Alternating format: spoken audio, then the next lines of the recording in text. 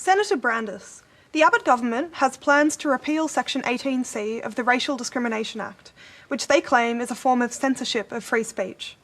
Do you really think that overtly racist remarks, such as those of Andrew Bolt regarding light-skinned Aborigines, are not only socially acceptable, but necessary to political discourse in the 21st century? George Brandis. Well, you are right when you say that we made a commitment to repeal Section 18C in its current form, and we're going to do that.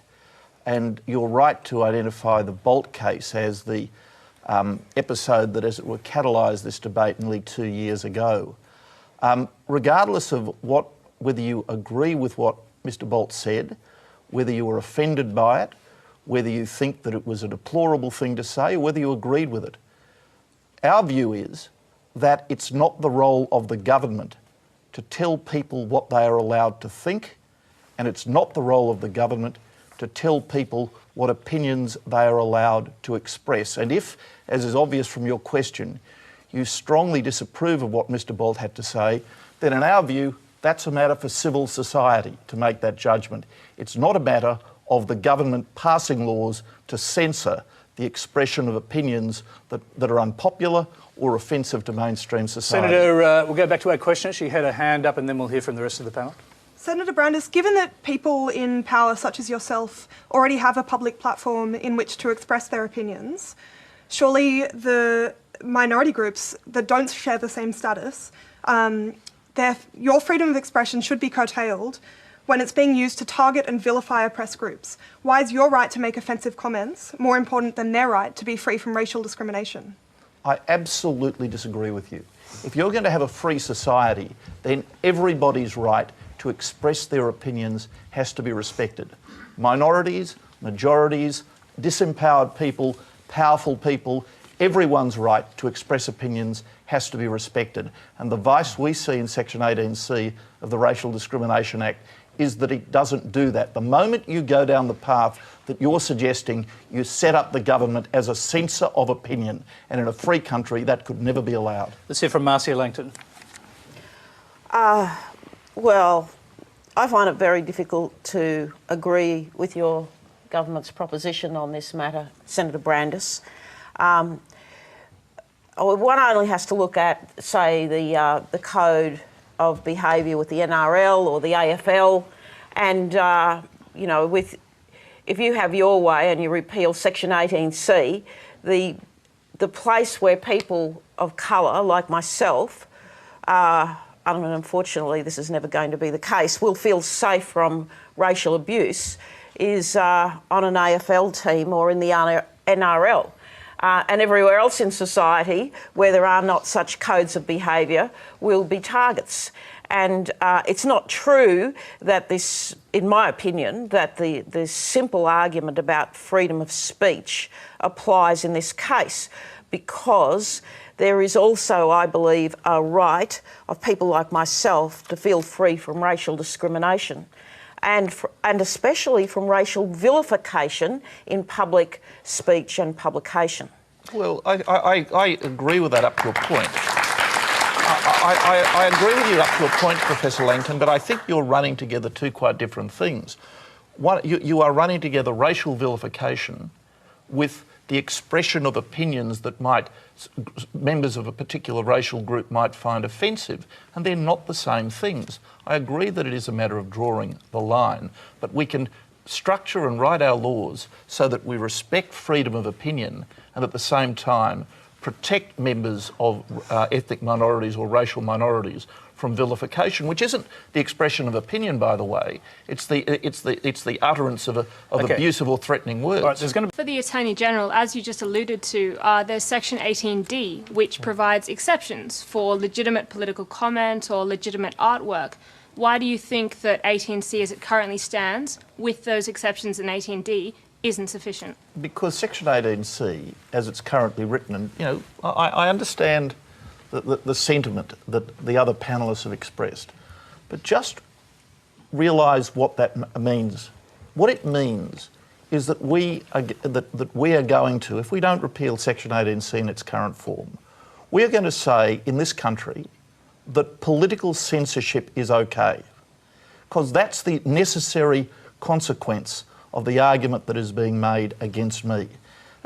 It's not the case that just because somebody says something outrageous or somebody says something that is offensive to community standards, that there should be a law against it, that they should be able to be dragged off to court or prosecuted or fined or even thrown in jail because they say something that community standards Well, hold on, that it's civil, is it's civil at variance, legislation, not criminal, it's so not you won't end at up in variance jail. from community not, standards. George. I didn't It's civil interrupt you, Chris. legislation. If I may, Well, it's not- I interrupted you. If I may finish, please.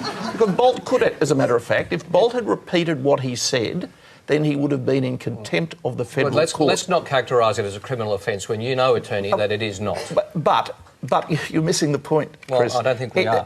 If Bolt had not abided by the order that was made against him, he would have been in contempt of court. Okay, let's so hear, it's let's not hear, just a criminal let's matter. hear from Marcia Langton, who politely was waiting to get in. Well, If I understand you correctly, you're not in any way defending what Andrew Bolt said, is that correct?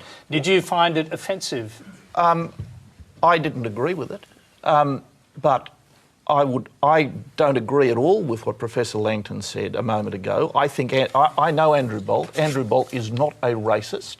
And to accuse Andrew Bolt is not a racist, and to accuse him of being a racist is itself a form of vile abuse of the man. He expressed an opinion. He expressed an opinion which you and some people in this audience tonight found offensive. Fair enough.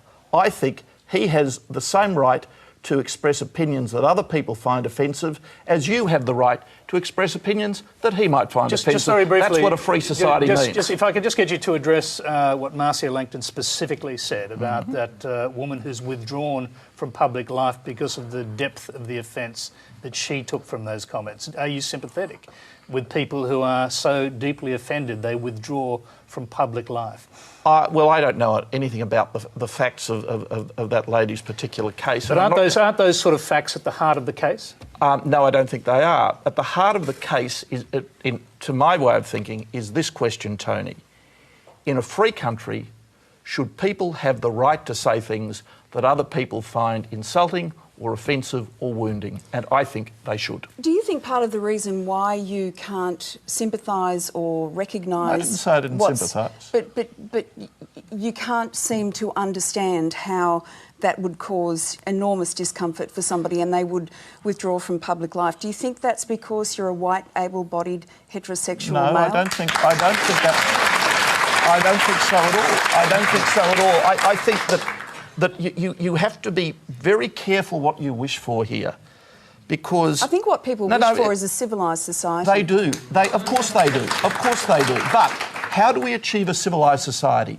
Do we achieve a civilised society by having a civic culture in which those sort of offensive racist remarks or wrongful allegations of racism against other people, for that matter, are disapproved of by the society? Or do we have a society in which every time somebody says something unpopular or offensive to a majority of opinion, the Parliament passes a law to say, well, you are prohibited, you are censored from saying that? Okay, I don't want a society just like want that. to just go back to this side of the panel. And Sherry Markson, you were listening to this. You came out with a perhaps surprising personal view, which differs from your newspaper's editorial line. Are you swayed at all listening to the Attorney General's arguments? Not at all, especially when he just said, when he used the words offensive. I mean, this isn't just people expressing unpopular and offensive statements. These are statements that would humiliate someone based on their race. It's very, very different. Well, it all depends what the test is. Now, Section 18C defines 4 different tests: offend, insult, humiliate, intimidate. Do you really think that we can have a free exchange of ideas in this country if people don't have the right to say things that might offend or insult or even humiliate their antagonists in an argument? But all of that as can Chris- add up to vilification. And this Well, no, is I the don't only... agree. That's in a sense the very point. I don't think that is vilification. It may be, Why but not? I think Why not? vilification. This is the only law that deals with racial vilification is better defined in other terms. And we haven't addressed the other side of this argument, Tony, and that is that, as I said at the start, we can have free speech and we can have proper laws against racial vilification. What I'm concerned to defend is freedom of opinion. If somebody, for example, incites racial violence, that's not the expression of opinion. And nobody's suggesting we would do away with laws like that. So I would just say there is a law for inciting racial violence, That's right. but 18C and 18D are the only laws that deal with racial vilification, and that's why it is so important. Well, that that's they not remain. right, actually. There are state Well, laws. I tell you what, George Brandis, you have a view on this? Well, I'm always uncomfortable with the idea of picking on one racial group and saying, well, they're the problem. But unlike others, going back to our earlier discussion, I wouldn't suggest that your questioner should be dragged off to the Human Rights Commission or the Federal Court under Section 18C because Chinese property investors might have found his question offensive or insulting. And I think that's a very good illustration of the fact that the way to deal... George, if Chinese property developers now withdraw from public life I don't think because that's likely. the depth of the offence, you might have an argument.